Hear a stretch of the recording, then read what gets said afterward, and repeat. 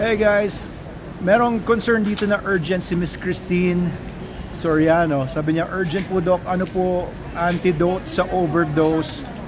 Pinag-inom ko po ng isang boteng Pyrantel Embonate na tablet po ngayon po, nagbubula bibig niya, nagda-diarrhea. Tapos sa susunod na comment sabi niya, para nag-iiba na daw yung ugali, wala daw siyang pampavet. Ay, problema nga po yan. Overdose, kailangan niyo po talaga dalhin sa vet kasi hindi lang yung pag-alis nung gamot ang problema, pero yung mga naapektuhan ng mga organs, maaari pong naapektuhan na yung liver, yung iba pang organs like mga kidneys, etc. Yun nga, baka nga naka-cause din ng neurological issues.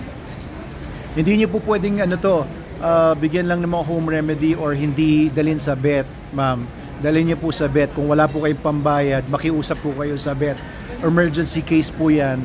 And I'm sure kung yung vet po ninyo ay makatao at makaaso, ay pagbibigyan niya kayo at i-assist pa rin kayo kahit papaano sa aso ninyo. Siguro pwede niyo lang sabihin na lang muna, di ba? Utang muna or promissory note, or maybe you can trade something, maybe cellphone nyo or what, habang hindi nyo pa binabayaran yung bill. Pero gawin nyo po yan agad-agad kasi pag hindi nyo po gawin yan, pwede po ikamatay ng papi nyo. Okay, so for everybody, wag po kayong mag-self-medicate. Kahit dewormer po, vet po dapat ang gumagawa niyan. Kahit pagbabakuna, veterinarian po ang dapat gumagawa niyan. First of all, it is illegal for anybody to administer medicines na hindi licensed veterinarian. And kagaya nga niya, si Miss Christine na overdose and Pyrantel, binigay niya Pyrantel Embonate. Hindi po usually binibigay yan na hindi yan yung usual na binibigay na dewormer sa mga dogs. Okay, so meron tamang dosage. Meron din akong nakuhang message nung isang araw na ang problema naman, ilang beses na daw siya nag-deworm, siya na mismo yung nagdi-deworm sa aso niya, pero lagi pa rin daw may worms. And ang problema niya, paano daw gagawin niya? May mga worms pa rin yung aso niya kahit na nagdi-deworm siya. That's probably a case naman of underdosing, mahina yung dosage or mali yung pag-administer, or yung binigay na gamot ay hindi akma, hindi appropriate doon sa mga worms class. Iba-ibang klase kasi mga worms na yan. Pare-pareho silang maaaring nakakadiri, pero iba-ibang gamot po yung binibigay. Depende sa kung anong worms meron yan. So I really hope, Miss Christine, madala nyo kaagad sa vet ito.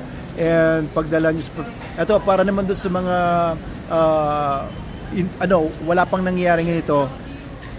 You can also avail of our Meta Animals Insurance, yung pet insurance natin. Comment below if you're interested.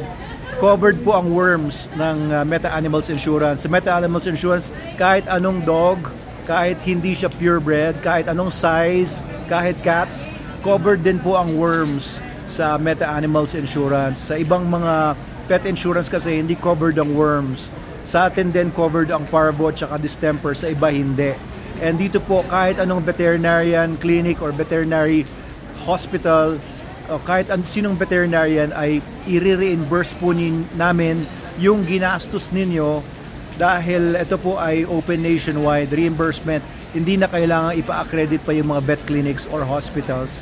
Open po ito para sa lahat. So comment lang below kung kailangan po ninyo yan.